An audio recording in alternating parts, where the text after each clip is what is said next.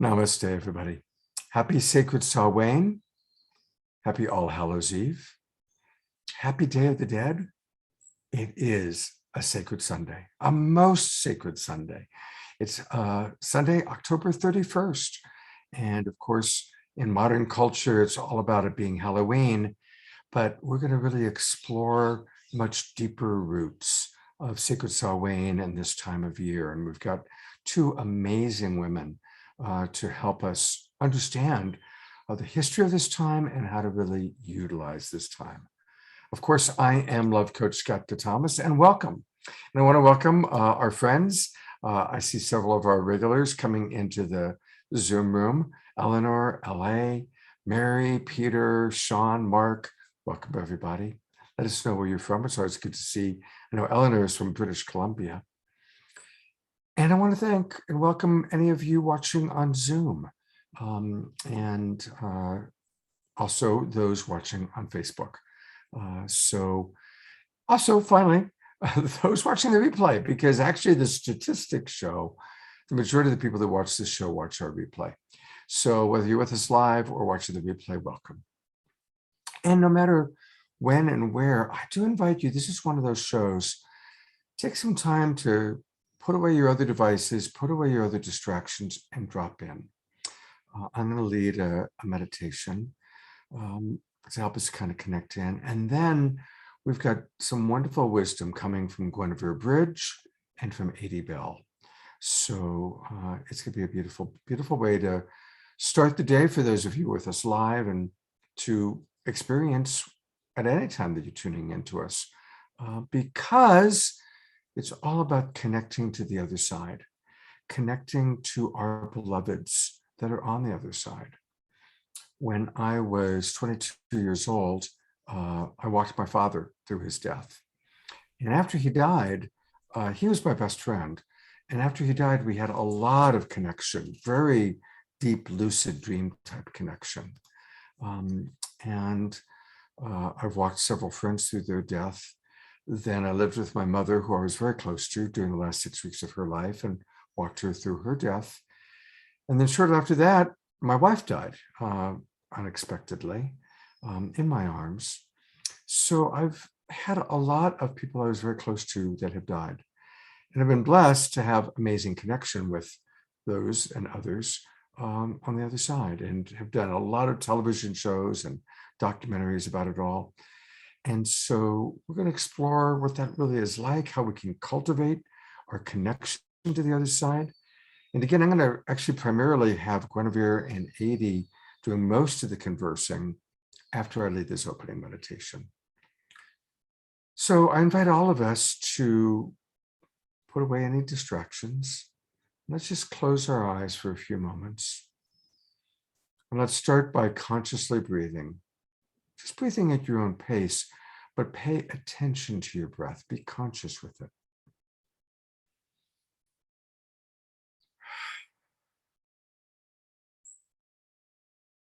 Perhaps on every exhale, releasing any other thoughts and stuff that was going on in your mind, just letting that go.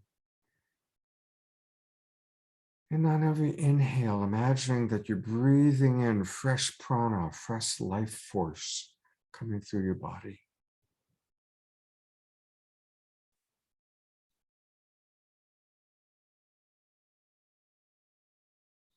And I want to dedicate this meditation, this prayer, to our ancestors, calling upon all of our ancestors, even those whose names we don't even know, whose histories we know nothing about. We welcome all of our ancestors in this moment and throughout the day and evening. And we give thanks to our ancestors. We acknowledge that you had a vision for a better life for your offspring, and we are living that better life now. Thank you for the incredible sacrifices you made.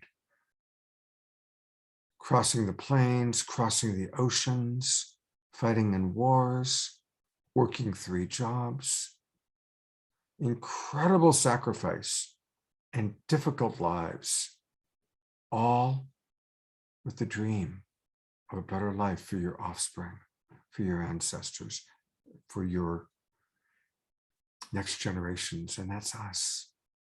Thank you, ancestors. Thank you. May we honor you and remember you and celebrate your sacrifices by using the freedom, the independence, and the abundance that we have to heal the family lineage,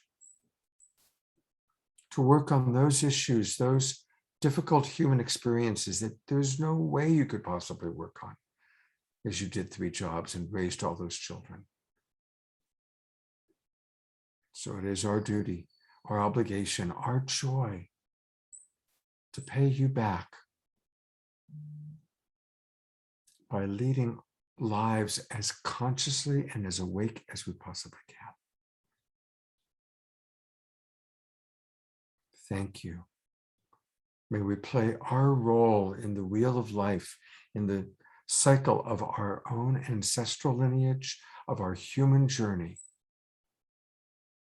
Bless us with clarity and wisdom from your perspective. May our hearts be open, may our minds be open. And may we honor and celebrate you in the highest ways. Aho, Ashe.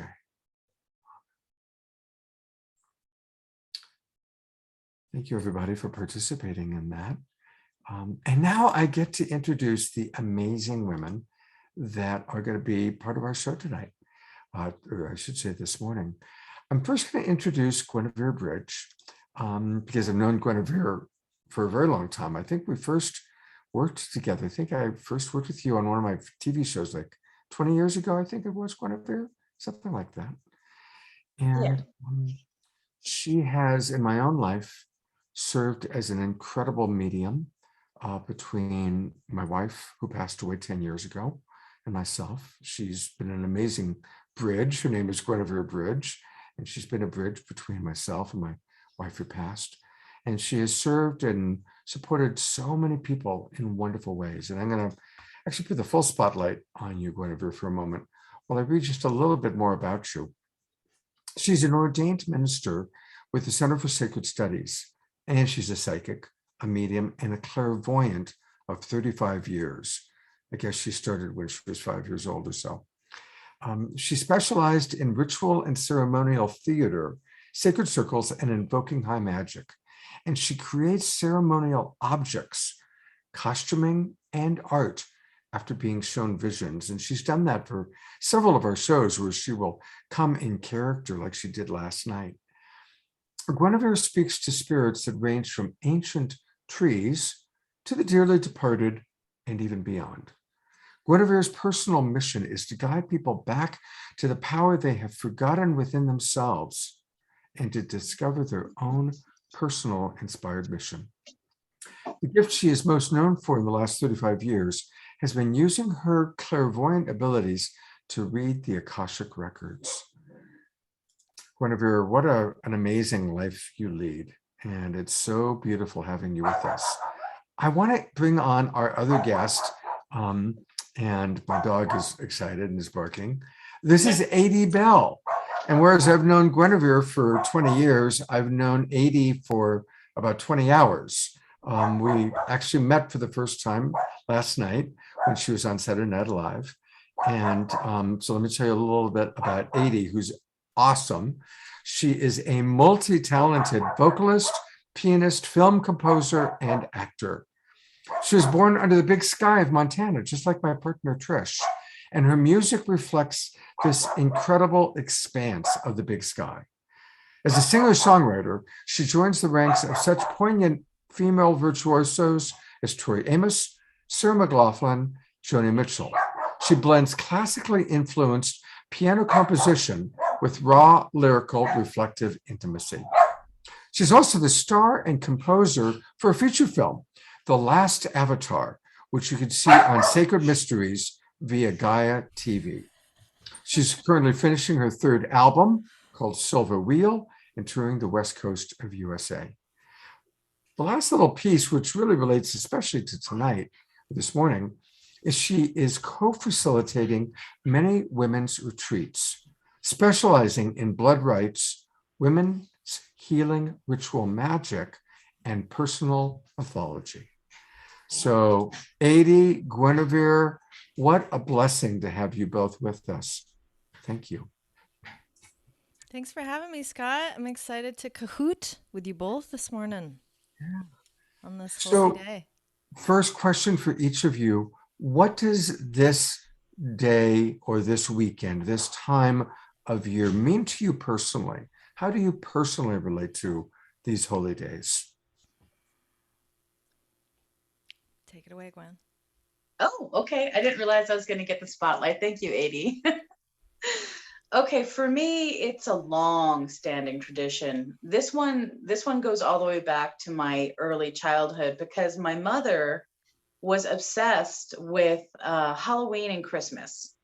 Halloween because that was actually my due date. So I was supposed to be due on Halloween.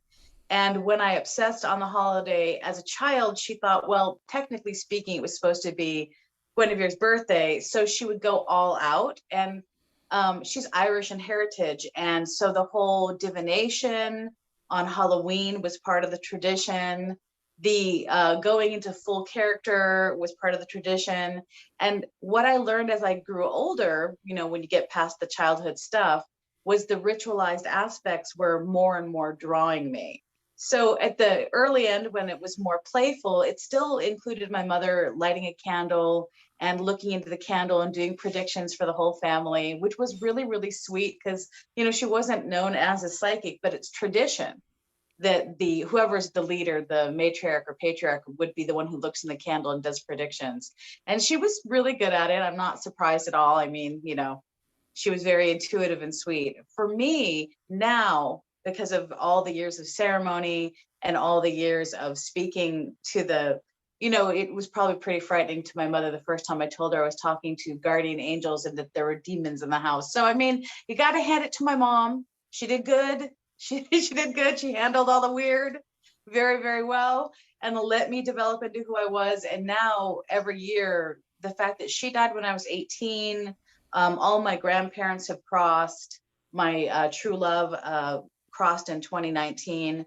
It's a very important time to me to light the fires, to have the ceremonies, to sit down and dine with those who've crossed, because speaking to them is not a hard thing for me to do. But even then, emotional ties, and this is just like a little factoid for people who are like, why don't my loved ones speak to me when they've crossed? Emotional ties can be blocks or walls because of the fact that you're so devastated by grief, you're not quiet enough internally to hear. So that's just a good advice. I mean, I'm not saying erase grief, because grief, it needs to be honored and respected and almost deified, because it's how deep our heart runs.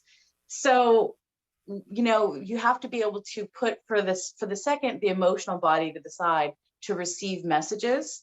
So I spend all my time enjoying receiving the messages, and some years are more exciting than most. And when there's a big party happening on the other side and it comes to that thinning of the veils, all kinds of crazy things take place. So for me, it means mischief, mayhem, chaos, spiritual visions, partying with the dead, lighting the fires, remembering my mother, and literally honoring my ancestors with everything I've got. It is, to me, Happy New Year to all you witches, my favorite time of the year.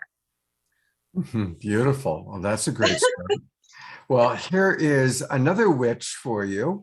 Putting the spotlight on you, Adey. What does this time of year really mean for you?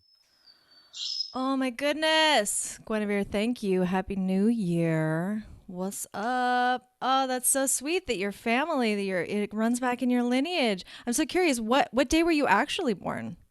I was born on the 6th of October. My mother had you're a little preemie.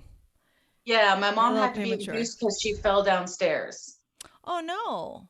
Yeah, so they're like, you can't carry this baby to term. So they kicked me out early. Gotcha. Oh, well, happy birthday. Thank you. Awesome.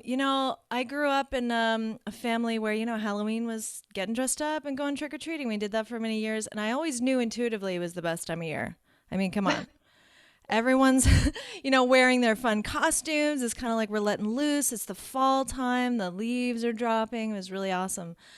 And then when I was 23, my father died on Halloween.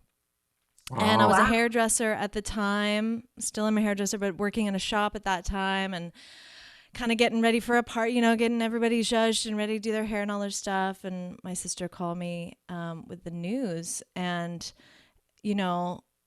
obviously major shock. It was a sudden. He died of a heart attack. So it was a sudden, abrupt, just like Halloween is now no longer this like dress up and go to a party kind of a thing. And so many years it took me to come to terms with it, be at peace with it. I love that my father, of course, now, I love that he chose Halloween because he was such a mischievous guy. He like really planned his entrances and exits. He's very dramatic. So I love that he chose All Hallows Eve, the Day of the Dead, to cross. And I spent many years after that really honing into what it called attention to for me is like, it called attention to what Halloween, what Samhain, what it is really all about. And it gave me such a direct connection to speaking with the other side because my father and I were very close. Of the siblings, he and I were really tight. And he is also a musician. And so I learned how to kind of cultivate and create my own tradition, my own way of honoring him. And then we slowly started building in, other ways to create our own tradition and our own lineage because, we've forgotten so much of how to honor the dead. We grew up in a very Christian, Western civilized culture, which doesn't really do a Halloween thing. They kind of just do the dress up and the sugar pushers. That's what they are up to. And so we started realizing, we're like, wait a minute, there's something beyond here. We can sense this, like there's something more. What is it? And so I'm grateful that my family, my tribe, we just started creating our own ceremony, and we don't have any lineage to really draw from other than we're all pretty much, we're Northern European. We have a lot of, Celtic and Norse mythology, but nothing concrete that was saying, like step one, light the candles, step two. And so we just kind of took it upon ourselves to create our own holy day ritual. And so it's a time for us to really gather as family. We have an ancestors altar where we've collected all the photos that we have, right, of the people who have been, in our lineage. And I love, Scott, the meditation you brought in of the nameless ones, the storyless ones. Like we don't know what their lives were like, but we call them in and we light candles for them, and then we sort of gather and remember and share stories. It's one of my favorite parts, is having a fire and telling stories about the ones who have crossed. And so I know, like you, most likely all audience members watching, we've had so much incredible loss. Several people very dear to me this year have crossed over, so we've got their pictures on the ancestor altar, and we're gonna party and have a feast for them tonight. beautiful. Oh, it's really beautiful to be able to spend this time with both of you and, of course, all the people watching. As a coach, I work a lot, obviously, with people on their heart issues: alcoholism, drug addiction, sex addiction, failed relationships. And so often people tend to blame it on their ancestral lineage. Oh, I come from a long line of drunks. Oh, all the way back, everybody was abusive to everybody else. And that's why in my prayer, I point out that most of our ancestors, including perhaps even our own parents, they didn't have the tools, they didn't have the resources, but we do. We are living in an incredible time where we have these amazing abundance and freedom and resources. And it is so important for us to honor our ancestors, even if we had a really shitty father or a mother who abandoned us, at least we got their wonderful genes, right? There's like a lot that we get and gained from our ancestors. And last thing I'll mention, and then I want to have a question for you. I have a very close friend whose grandfather in his human incarnation was really, really like a total creep. He was a cocaine addict. He blew through the family inheritance. When he blew through all the money, he committed suicide, and he blamed it on a family member who he had sexually abused. I mean, really a horrible human being. What was interesting was, as my friend worked with a really good psychic, she learned that he has become her guardian angel, because in the spirit realm, he doesn't have all that human pain and karma, and he so wants to make up on a spirit level for the horrible things that took place in his human incarnation. And that has been such an eye-opener to me, and a reminder that, yeah, who someone may have been in the human time does not necessarily dictate how they are when they're back in the spirit realm. So that's a long introduction to that concept. And I wanted to ask each of you, as people that are connected to the other side, that have had interesting understanding, what's some of your understanding about spirits, about deceased loved ones or ancestors that may not be so obvious, or that may not be what we see in the movies? And I'll open it up to Gwenevere and then to you, Adey, to just kind of comment on that. Well, first off, your description was literally perfect, because I have had really rough conversations with people who are being guarded or guided by an ancestor they knew in life that abused them. And a lot of the times they go into radical denial, which is totally normal because the trauma is real. They haven't transcended it. They haven't let go of the physical form that still contains the memories of the abuses. Whereas the person who's transcended, they've dropped that. They've dropped the heaviness of what caused them to be an abuser. At the same time, though, when somebody crosses, and I actually got taught this lesson from a friend who crossed. So it's interesting to me how some of my most valuable lessons came when somebody crossed. So several years ago, my friend Billy died of cancer. He was very young. He wasn't ready. He was mad about it. And when he came back to me, first off, he really set himself apart from a lot of spirits because he had such a strong spirit body that he actually was able to manifest. So I could see him no different than you're seeing me right now. It was pretty intense. And he sat down on my bed and told me that he'd been working on Jacob's ladder. Okay. Now, the thing I think is interesting is I'd never even thought about the term Jacob's ladder. It's just barely mentioned in the Bible as a stairway between heaven and earth. And I thought of it more of a metaphor. And he explained to me that when everybody dies, when we all cross, whatever our biggest issues are on those lower rungs of the ladder, consider that your meat time, as in like meaty body, because in a weird way, you still haven't really transcended the body experience, whether you died angry or you commit suicide, whatever the challenges are, those are the first levels of that ladder are guided with really powerful guides. That we're not flailing by ourselves. We're met by a team that's ready to do the work with us and help us get through things.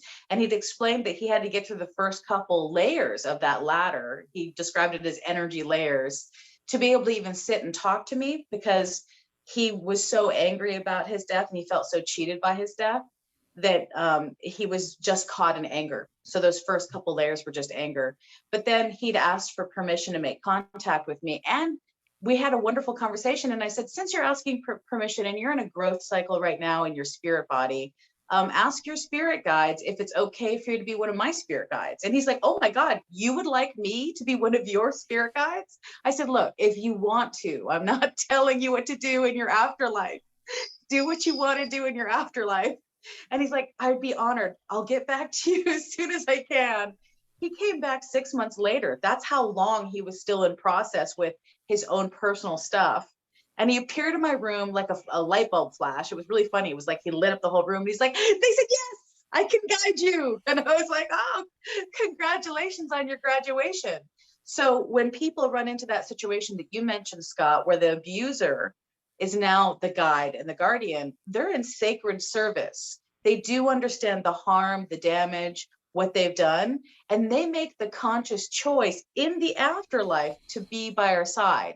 The other layer that I think a lot of people don't really connect with or really, really, truly understand at a deeper level, and this is what I experienced between dying and between being a medium, because it's not like dying made me a medium. I was a medium before I died. So it was kind of a helpful crossover kind of thing, is that when they transcend, like Daniel was saying, nobody dies, right?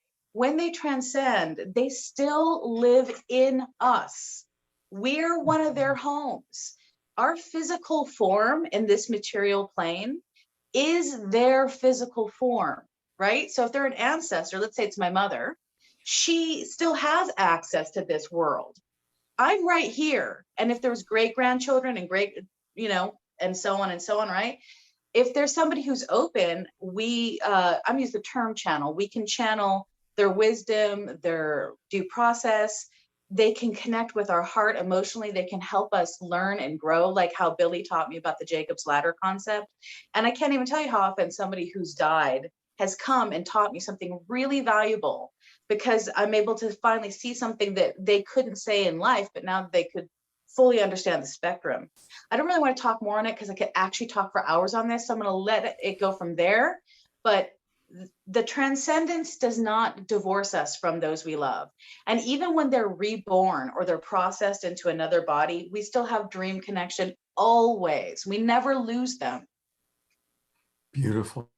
Thank you so much for reminding, or for some of us a reminder, for some of us an awakening about that. That's beautiful, Gwenevere. Thank you. Adey Bell, what comes Hi. up for you in this topic? Well, if I may, I'd like to answer Yes, this you may. question in song format. Oh my God, that would be so awesome. Yay. Right. So this song is called Sun in the 12th.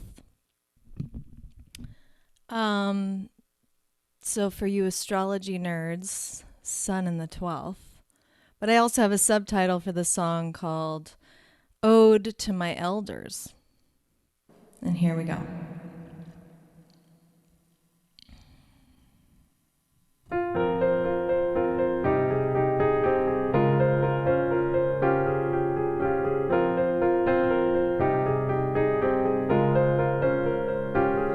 Your memories,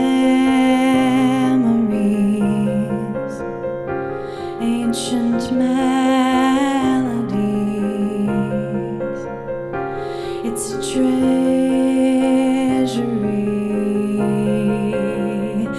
of gold leaves.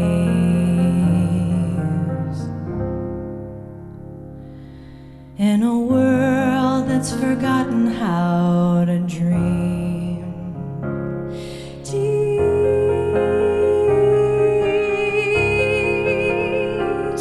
me,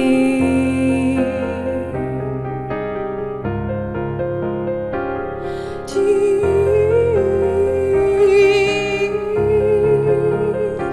me.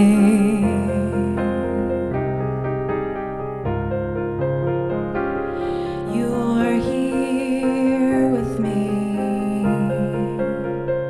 I can feel you breathe, and I believe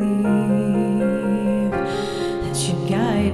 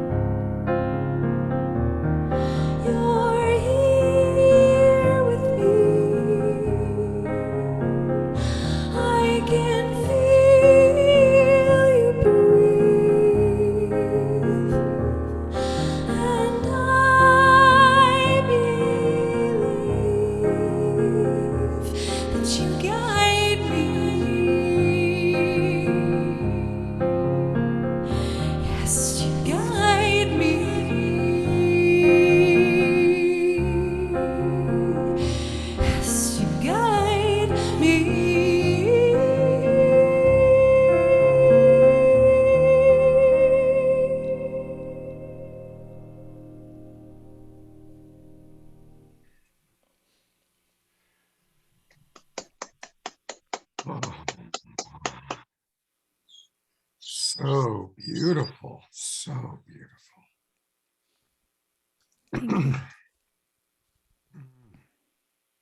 Mm.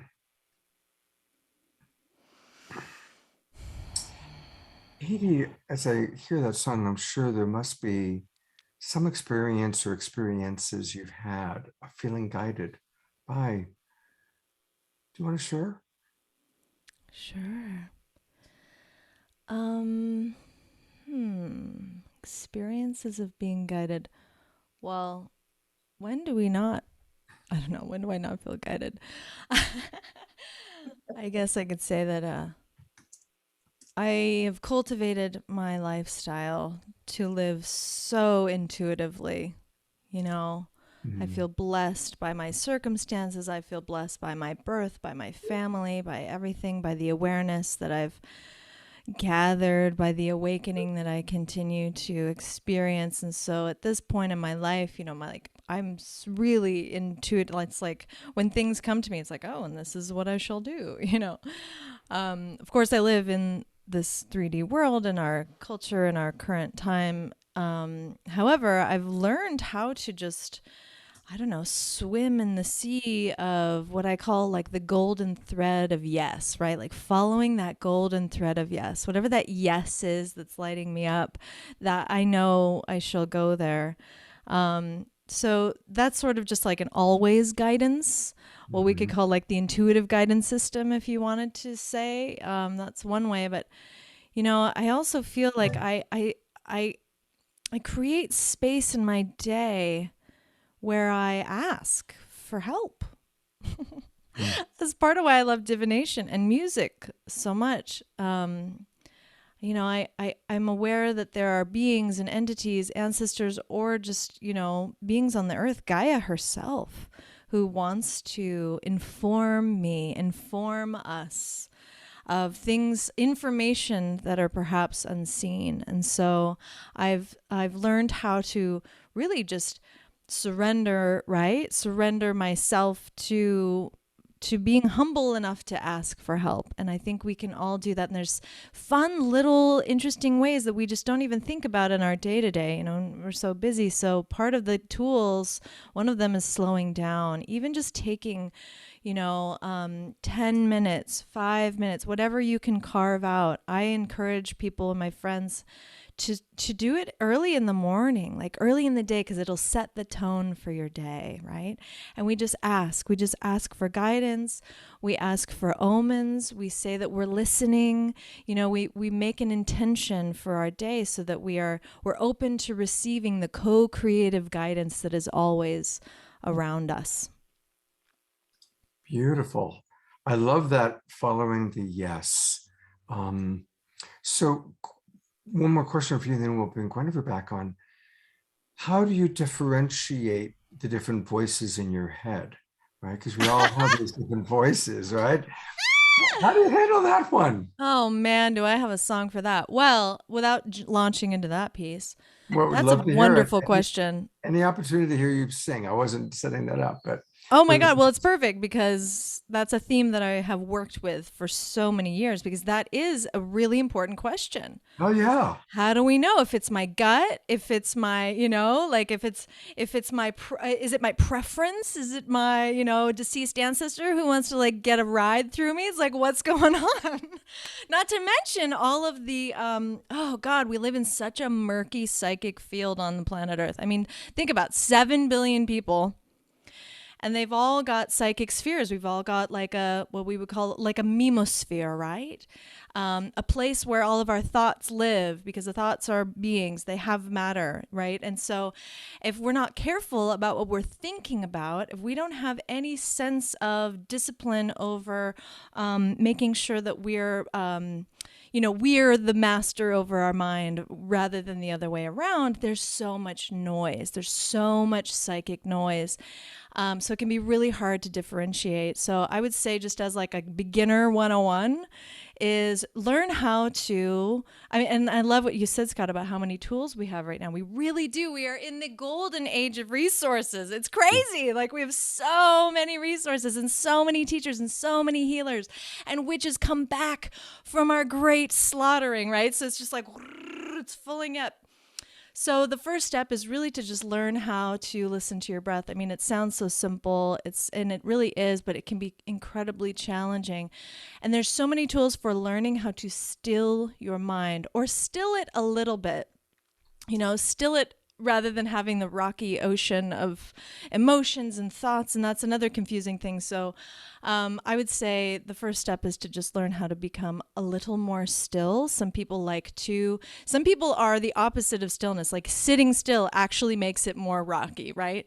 So so it could be taking a run. It could be hiking a mountain. It could be I find that physical exertion helps us to flush out some of that noisy charge, right? Some of that emotional charge, because anger and all of those charged emotions need to be moved through the body. And if we haven't moved them through the body, they're just sitting there waiting, right? They're like, so hike up a mountain, get a sweat, break a sweat every day, work your physical body, and that will help calm your mind a little bit. And you'll be like, oh, okay. And you start there, and then you come get a reading with me or with Gwenevere, and we'll help fine tune your path, right? Beautiful. Great advice.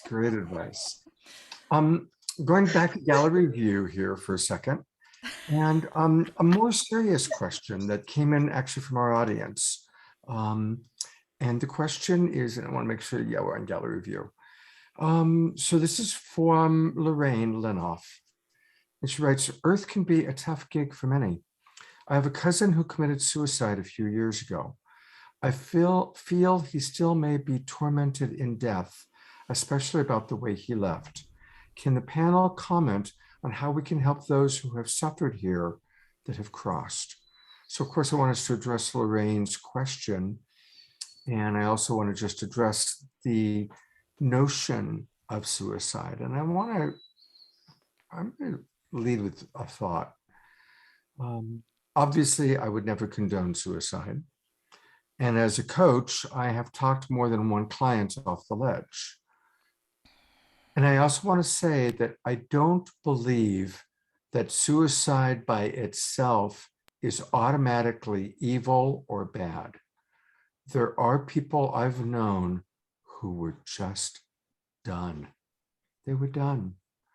And I recently facilitated, and you can go back and watch it on Facebook, a friend of mine, Richard Chisholm, who had esophageal cancer, was in constant pain. He arranged for a legal euthanasia experience.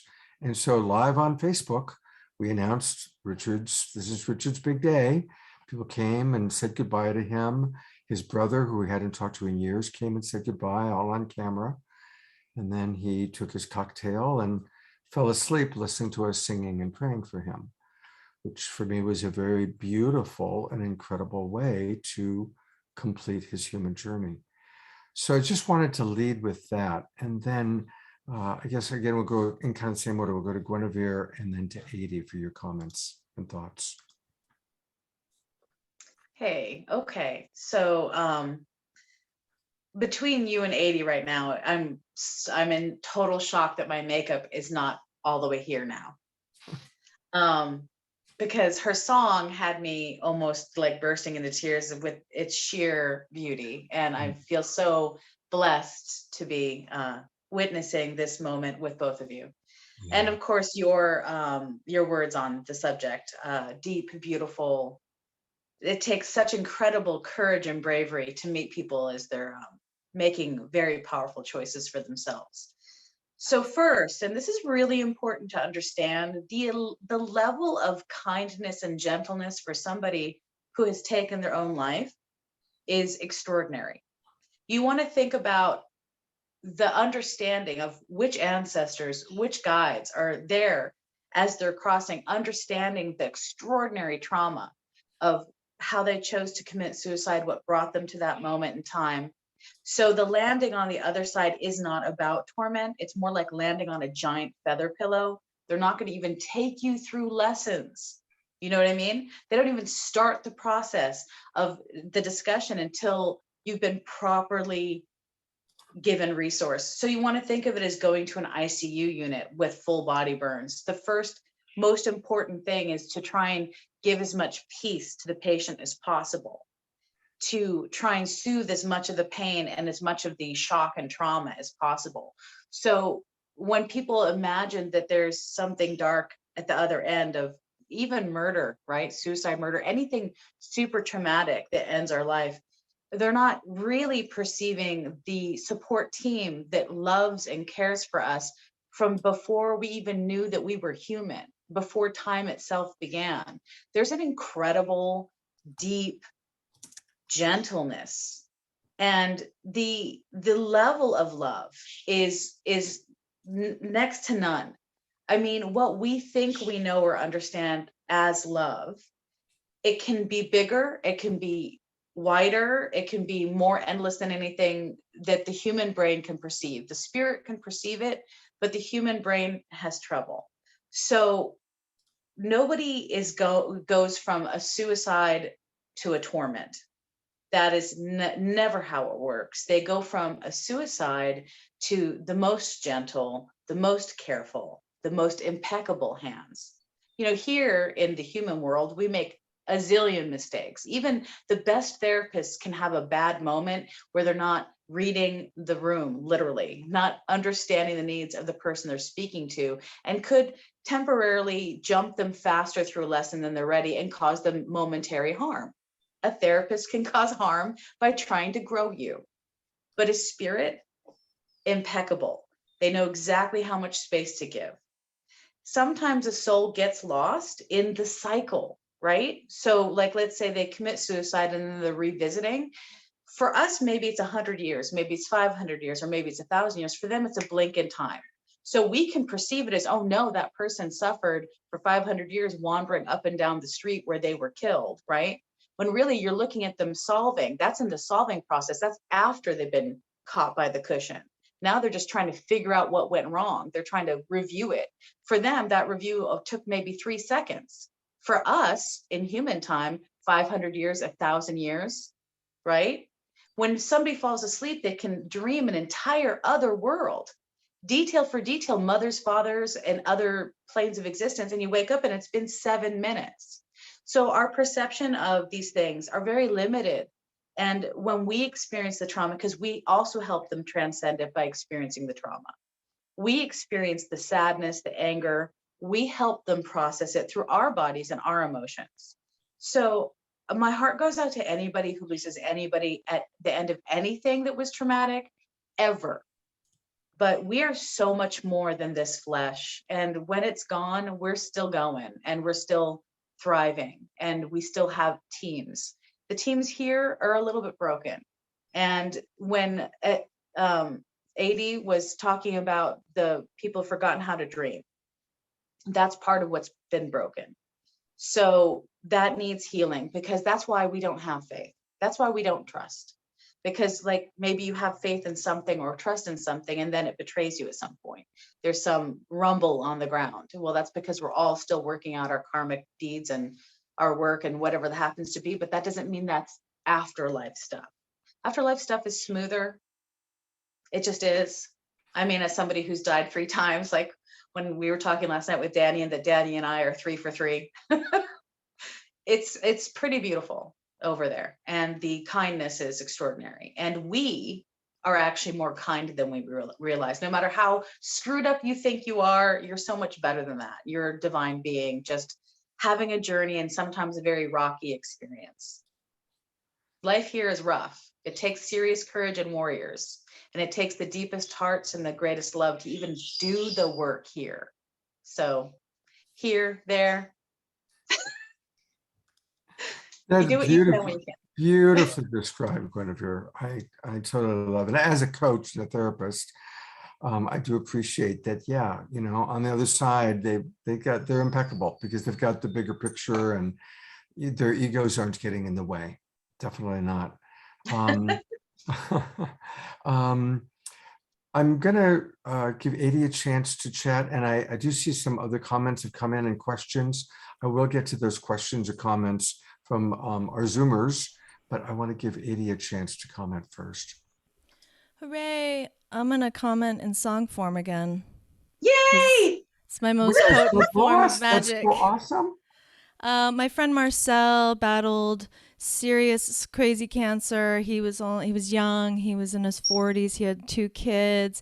He was valiant. He was beautiful. He showed up with love every day. He showed us all what it means to be courageous in the face of major transition. And the day he died, I looked at his picture and I connected with his spirit and I danced. And this is so hard and it's so intense and it's so counterintuitive to how we have been taught how to grieve. And of course, you know, tears and the wailing and the keening, and that's good too. But really when I received message from Marcel, you know, I danced for him and I danced with him. Like Gwenevere said, he's got a channel through me. So I'm exalting in my physical form, listening to music, and he's able to, you know, be on that ride. So that's number one. And the second thing is forgiveness. You know, we've got so many judgments. We don't really know about death in this culture. I mean, come on, we know nothing about it. We still throw trash in a landfill. It's like we're so unaccustomed to what death truly is. And we're so scared of it still. We're so like, oh God. And, you know, we have a lot to learn. And so the big thing for me around the judgments of death, how people may take their lives or how they die or what even happens in all of that realm, you know, the most potent healing magical balm that I know of, that I have experienced again and again, is forgiveness. It is that Christ consciousness of all is forgiven. There is nothing outside the bounds of forgiveness. And that's what this song is about.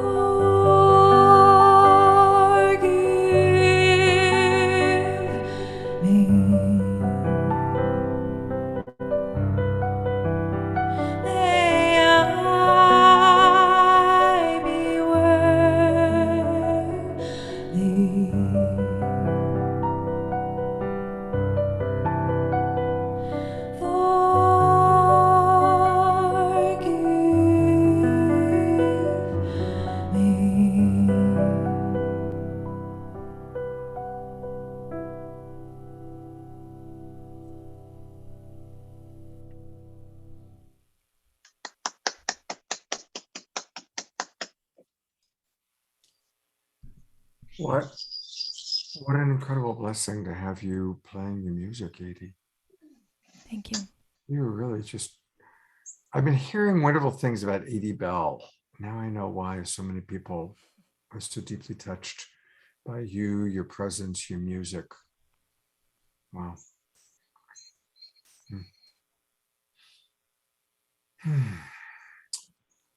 Lorraine writes, beautiful. Thank you, Gwenevere and Adey. And it's Lorraine who asked that first question about suicide. Charlotte LaFranc writes, this is so helpful and reassuring. Thank you, Gwenevere and Adey. The image of impeccable and loving spirits is so comforting and beautiful.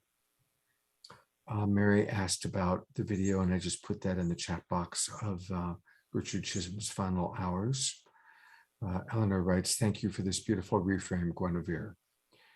So, and Eleanor writes, just now, I'm grateful to all three of you beautiful beings. Between last night and today, it's like, wow.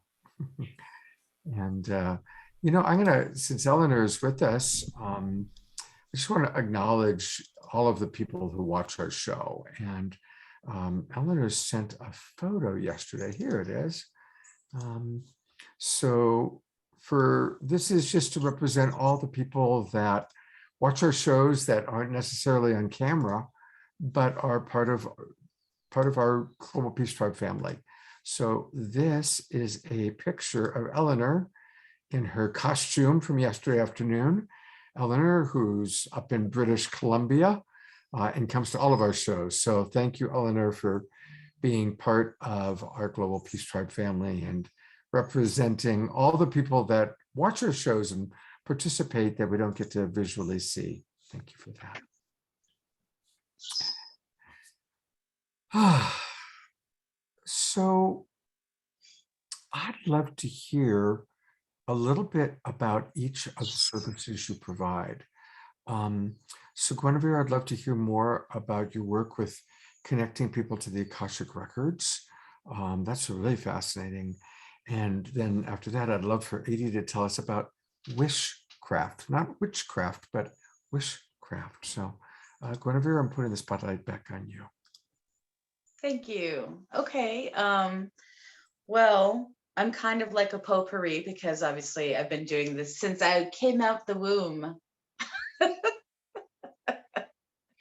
So first off, Akashic Records are really interesting because Akashic Records are the field. So, right, everybody agrees, like, especially if you're a quantum physicist, right, that we all exist in a field.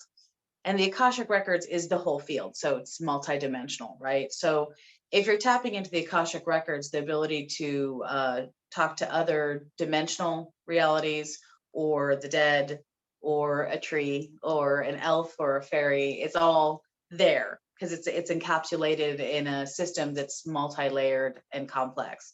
And it's kind of the reason why I'm not a one-note kind of energy. As a psychic, I can already see usually. So the minute I'm working with somebody, I can start diagnosing from the Akashic Records what kind of ceremony might help them transcend whatever the problem is, or what kind of talk therapy.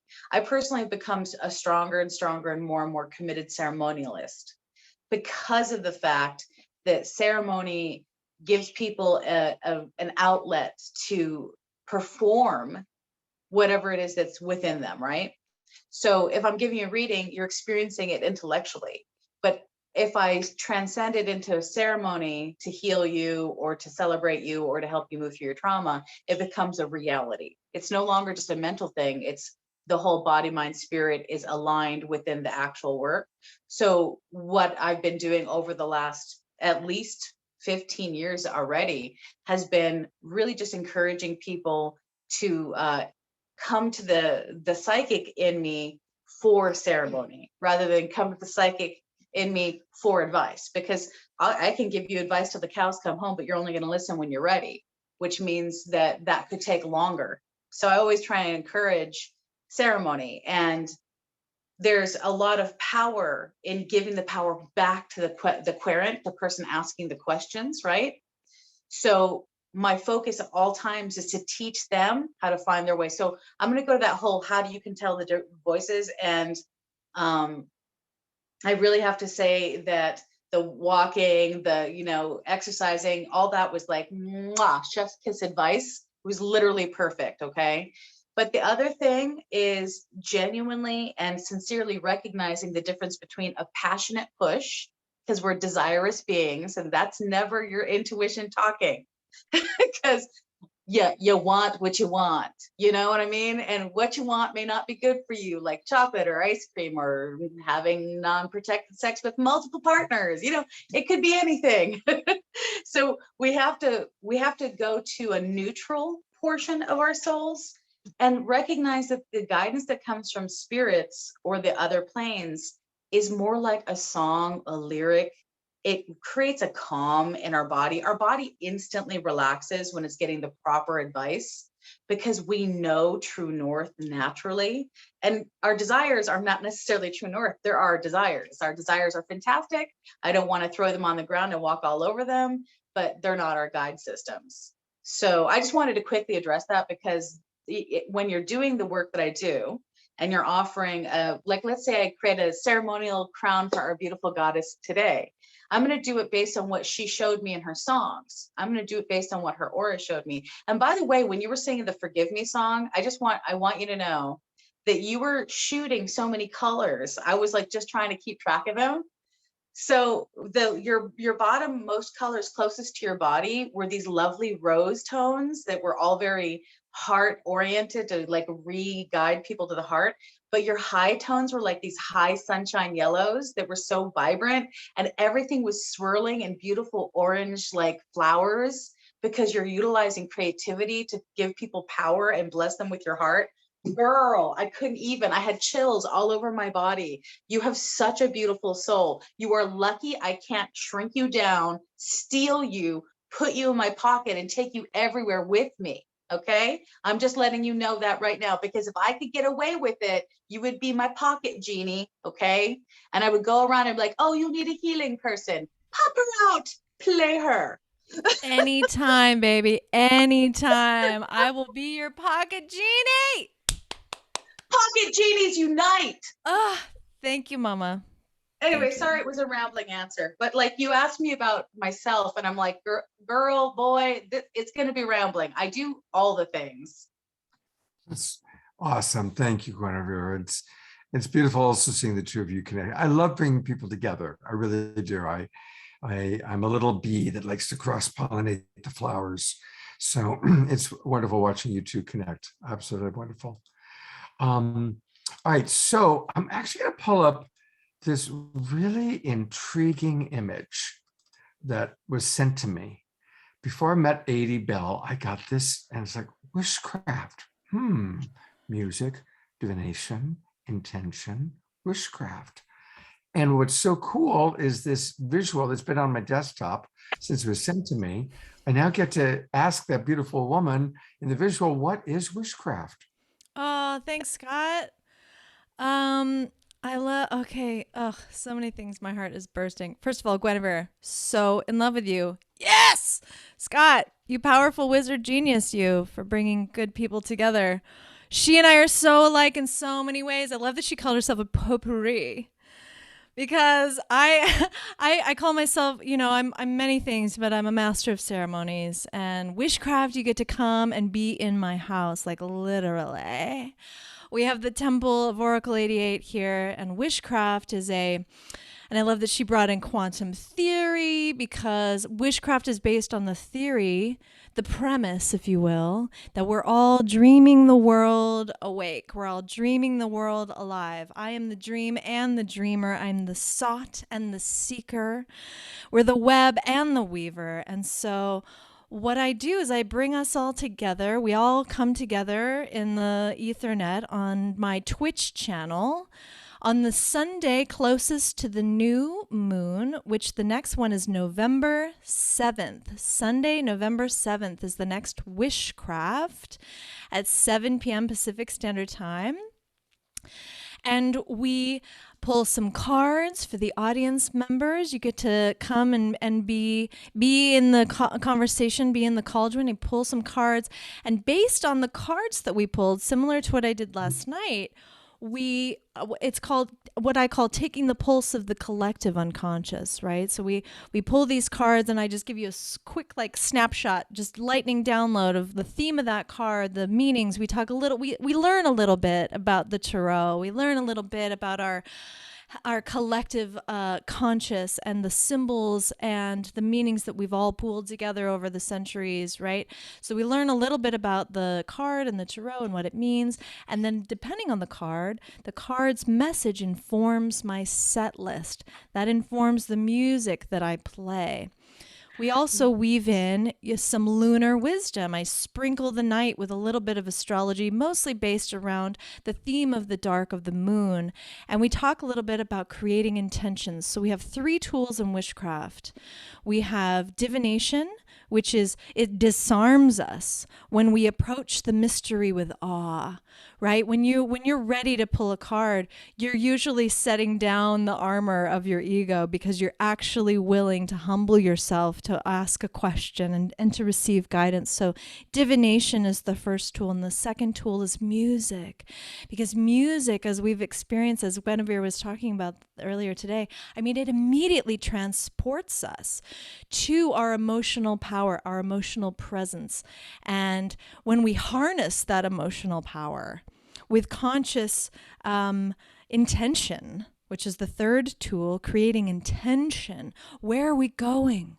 How do we want to feel? What are we intending for ourselves, for our lives, for our families, for our world?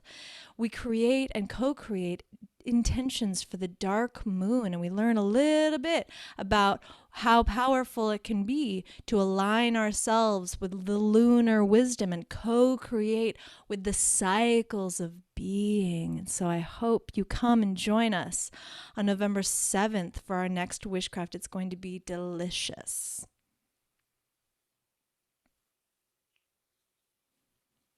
Muted. And what's the best way for people to register or to get more information? Is it to go to your website or the best way is to go to Oracle 88 and sign up on the newsletter, because I send you very few but potent, awesome emails regarding the next witchcrafts and the next releases. We've got music in the works. Witchcraft, is just one of the many offerings that I give, and it's one of my favorites because, like I said, it weaves all these tools in together. So go to Oracle 88, click on that red button, join the newsletter, and then I will email you and you'll know where to link and where to go. But I'm also on Instagram, I'm on YouTube a little bit, and again, it's on twitch.tv. But basically just sign up on the newsletter and I will take you to the right place so you can join the party. There you go. So see how easy it is to join. I just joined the realm. I know. And then you get to be in the realm, and your sign up made my day, which is not a lie. I get to see that in my inbox. I get to look at my email and go, oh my God, we got a new subscriber. Hello. And it really just it fills my heart. I mean, I'm an indie musician. I've been an indie musician in this career for over 15 years. And your sign up, you buying an album, you go to the website, you download it from Bandcamp, you pay what you will, all those things. I see those, and it really, truly fills my heart with joy. We are the web connected, and it's all word of mouth. It's all just like-minded beings. And so thank you so much for checking it out and coming to join us. It's really a fun evening. I think you're going to love it. And here it is again, the upcoming ones: November 7, December 5, January 2. A double. Yeah, we got a blue moon, a blue new moon. Yeah, a blue witchcraft. Yeah, and we do it seasonally. I only really run it from October to March because I'm a seasonal witch. And I take the summers off to go sit by the river and jump in the waters and do my own sort of, cleansing ritual so that I can prepare myself for what wants to occur. And so I'm a very seasonal woman. And when you get to know me, we talk all about how to have a seasonal lifestyle that brings so much potency and magic to your life. Beautiful. I did not get a chance to do the same thing with Gwenevere that I just did for you, which is to show people how to Yeah. get a hold of her. So let's do that. Yeah. So Gwenevere uses this wonderful form that a lot of people that have been on our shows use, which is called Linktree. It's LINKTR, then a dot, EE/Guinevere's Enchantments. Don't you want to experience Guinevere's Enchantments? So you go to Linktree/Guinevere's Enchantments. But wait, look at what happens when you do that. This is where you go to. And her enchantments are awesome. She's got mainly oracle readings on TikTok. She's got more on YouTube. She's got ceremonial makeup on Instagram. She's got a Rainbow Dreamtime Sacred Ceremonies page. And you can be her Facebook friend. Just go boom, click, and you can become friends with Gwenevere. Which I just did. So there's definitely wonderful things to do by going to Guinevere's Enchantments. And truly, Gwenevere, you are most enchanting. Thank you so much, Scott. I'm mainly on YouTube and TikTok these days. Lately, I've been very, very quiet on all my pages. It's been, I think, like 4 to 6 months because of chronic fatigue. So just recently, I've been slowly getting my energy back. So people, if you want to come and subscribe to my YouTube channel, that's where there's long version oracles and descriptions of different kinds of ceremonies and stuff. And then the TikTok is sometimes more playful and more irreverent because it's like 1 minute to 3 minutes. So sometimes it's just like a snap of like a prediction. Other times it's just me being playful in ceremonial makeup. But those are the areas where I'm seeking to grow my audiences the most so that, you know, I can get more content out there. I don't know if you guys know this, you Scott, and it's Adey, right? It's Adey. I don't want to say it wrong because I said it wrong when I did your announcement.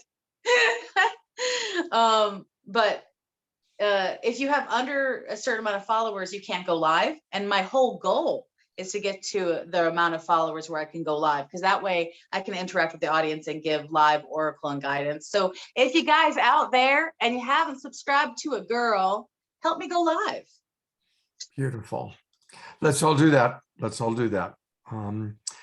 I guess the last thing I just want to promote is Global Peace Tribe itself. You know, this is a really growing, beautiful community of people.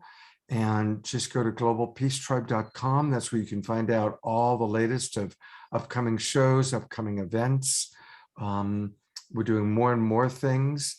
Obviously, I've got my Secret Sunday show I do every week. I've got my Straight Talk show that I do with Trish every Friday night, and Saturday Night Alive for the Global Peace Tribe, and special events. And I definitely want to figure out a way to incorporate both of you into more and more of the special events and fun stuff that we're doing. Adey, I feel like Oliver Twist asking for more gruel, but is there any chance you feel inspired? You are to close so this out? adorable. Please, sir, can I have some more? Just a little Just a little bit more.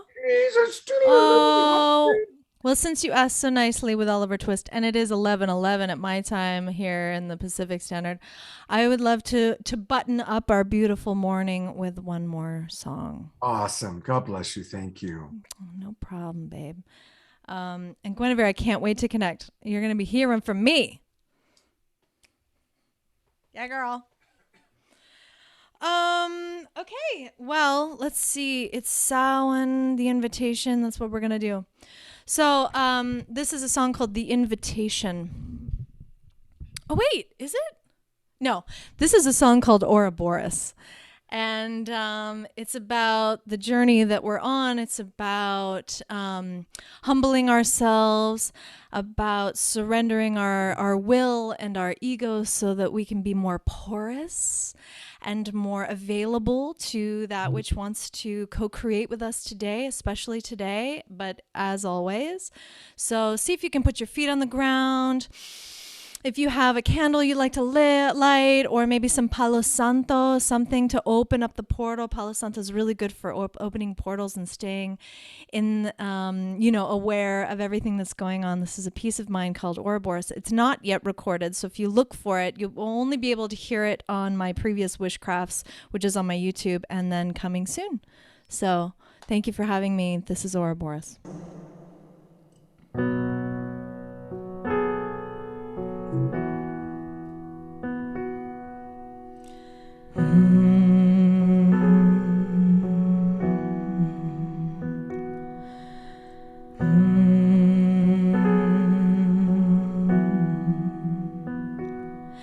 This is the deepest I've been.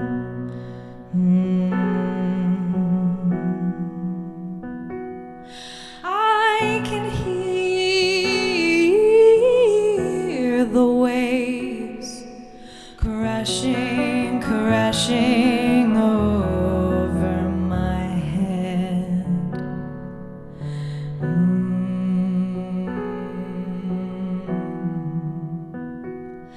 I've made it, I'm free. There's nothing holding on to me. So what do I want, and why do I want it? What do I want, and why do I want it? Tell me, what do you want, and why on earth do you want it? Yeah. I've made it, I'm free.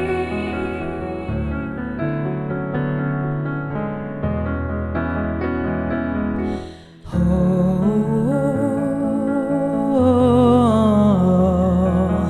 oh, oh.